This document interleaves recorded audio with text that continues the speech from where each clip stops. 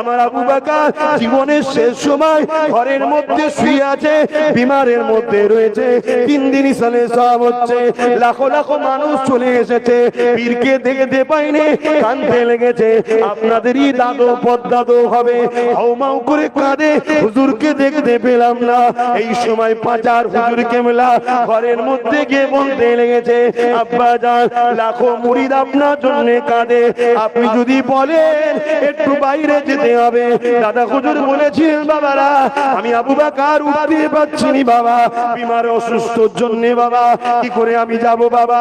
মুরিদরা বলে, ওই সময় ছেলেরা বলেছিলেন, হুজুর দরজাটাকে কেটে আপনি শুয়ে থাকবেন তক্তপোষের উপরে, ওই তক্তপোষটাই চাগিয়ে বাইরে বার করব।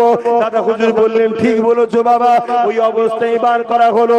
দরবারে যখন বার করে, বিশাল চিৎকার দিয়ে লাখো মানুষের চোখের পানি।